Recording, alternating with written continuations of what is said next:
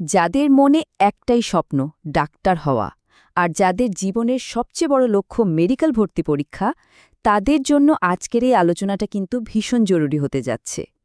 চলো আজ জেনে নেওয়া যাক ডাক্তার হওয়ার এই কঠিন রাস্তায় ম্যাথ কিভাবে তোমার সবচেয়ে বড় বন্ধু হয়ে উঠতে পারে। আচ্ছা, তোমার স্বপ্ন তো ডাক্তার হওয়া, তাই না? তাহলে মনে এই প্রশ্নটা আসাই স্বাভাবিক যে আরে, মেডিকেলের ভর্তি পরীক্ষায় তো ম্যাথই নাই, তাহলে কলেজে দুইটা বছর কেন এই সাবজেক্টটার পেছনে এত সময় দেব? প্রশ্নটা একদম ঠিক, আর এর উত্তরটা লুকিয়ে আছে সত্যি বলতে দুইটা খুবই জরুরি কারণে। চলো আমরা কারণগুলো এক এক করে খুঁজে বের করি। প্রথম কারণটা হলো এইচএসসি আর অ্যাডমিশনের কঠিন বাস্তবতা। অনেকেই একটা বড় ভুল করে ফেলে। তারা ভাবে যেহেতু মেডিকেলের প্রস্তুতি নিচ্ছি, এইচএসসির দিকে একটু কম মনোযোগ দিলে কি আর হবে। কিন্তু সত্যিটা হলো তোমার এইচএসসির রেজাল্টে কিন্তু মেডিকেল ভর্তির মোট স্কোরের একটা বিশাল অংশ ঠিক করে দেয়। জানো, মেডিকেল ভর্তি পরীক্ষায় তোমার এইচএসসি জিপিএকে সরাসরি 12 দিয়ে গুণ করা হয়। মানে তুমি যদি জিপিএ 5 পাও, তাহলে তোমার হাতে অলরেডি 60 মার্কস চলে আসলো। কিন্তু ভাবো তো একবার, কোনো কারণে জিপিএ যদি একটুখানি কমে 4.5 হয়ে যায়, সাথে সাথে তোমার স্কোর হয়ে যাবে 54।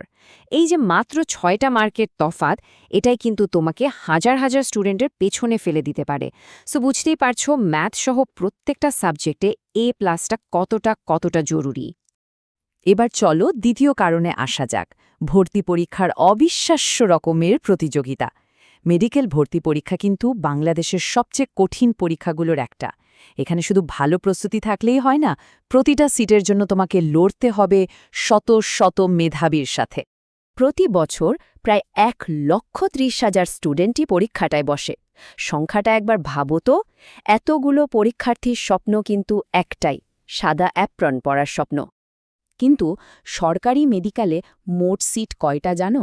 মাত্র 5,380টা। মানে 1,30,000 পরীক্ষার্থীর জন্য মাত্র 5,000-এর একটু বেশি সিট। এই সংখ্যাগুলোই কিন্তু বলে দেয় যে এখানকার লড়াইটা কতটা কঠিন।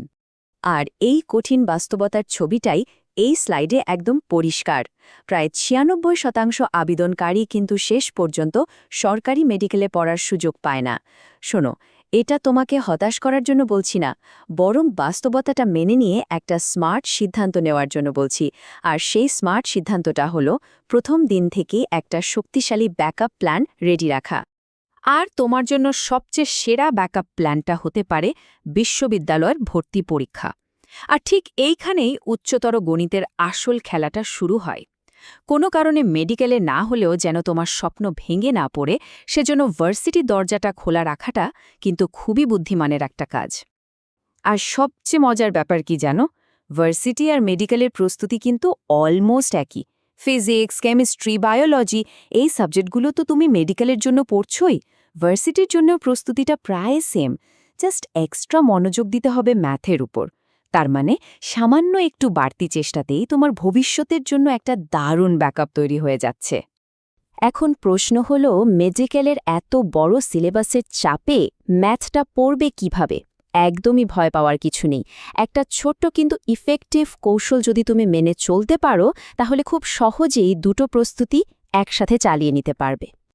কৌশলটা খুবই সহজ, মাত্র 2টা ধাপের। প্রথমত, একজন ভালো টিচারের কাছ থেকে প্রত্যেকটা চ্যাপ্টারের কনসেপ্ট একদম পরিষ্কার করে বুঝে নাও। দ্বিতীয়ত, সেই কনসেপ্টগুলো ব্যবহার করে বই থেকে স্ট্র্যাটেজিক্যালি বা কৌশল করে অঙ্ক প্র্যাকটিস করো। আর এখানকার মূল শব্দটাই কিন্তু হলো কৌশলগতভাবে অনুশীলন করা। এখন কথা হচ্ছে, এই কৌশলগতভাবে পড়ার মানেটা আসলে কি? বইয়ের সব অঙ্ক করা তো আর সম্ভব না, তাই না? তাহলে ঠিক কোনটা পড়বে আর কোনটা বাদ দেবে, চলো পরের স্লাইডে সেটাই জেনে নিই। স্ট্র্যাটেজিটা খুবই ক্লিয়ার। 1. বইয়ের যে অঙ্কগুলো অতীতে বোর্ড পরীক্ষায় অন্তত একবার হলেও এসেছে, সেগুলো অবশ্যই সলভ করো। 2. বোর্ড পরীক্ষার এমসিকিউগুলো ক্যালকুলেটর ব্যবহার করে প্র্যাকটিস করো। 3. ভার্সিটি ভর্তি পরীক্ষার এমসিকিউগুলো ক্যালকুলেটর ছাড়া সলভ করার অভ্যাস করো, কারণ ভার্সিটি অ্যাডমিশন টেস্টে ক্যালকুলেটর কিন্তু অ্যালাউড না। আর সবচেয়ে জরুরি পয়েন্টটা হলো, যেসব টপিক খুব কঠিন আর শুধু ইঞ্জিনিয়ারিং ভর্তি পরীক্ষার জন্য দরকারি, সেগুলো আত্মবিশ্বাসের সাথে বাদ দিয়ে দাও। মনে রাখবে, তোমার লক্ষ্য ভার্সিটি, ইঞ্জিনিয়ারিং না। এই পুরো আলোচনার উদ্দেশ্য কিন্তু শুধু তোমাকে একটা ভালো কৌশল শেখানো নয়, বরং তোমার ভেতরের সবচেয়ে দরকারি জিনিসটা তৈরি করা, আর সেটা হলো আত্মবিশ্বাস। কারণ পরীক্ষার হলে তোমার সবচেয়ে বড় অস্ত্র হবে এই আত্মবিশ্বাসটাই।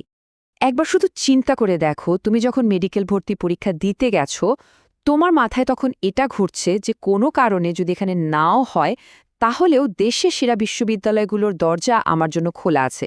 এই একটা চিন্তা মাথার ভেতর থেকে সব ভয় আর নার্ভাসনেস একদম দূর করে দেবে। তুমি তখন একদম রিল্যাক্সড হয়ে নিজের সেরাটা দিয়ে পরীক্ষাটা দিতে পারবে। আর এই আত্মবিশ্বাসটাই হয়তো তোমাকে হাজারো প্রতিযোগীর চেয়ে অনেকখানি এগিয়ে রাখবে। তাহলে নিজের আত্মবিশ্বাসকে একেবারে চূড়ায় নিয়ে যেতে এই কৌশল অনুযায়ী আজকেই তুমি প্রথম কোনো পদক্ষেপটা নিচ্ছ। উত্তরটা নিজের কাছে পরিষ্কার করো, আর আজই নেমে পড়ো। তোমার স্বপ্নের জন্য রইল অনেক অনেক শুভকামনা।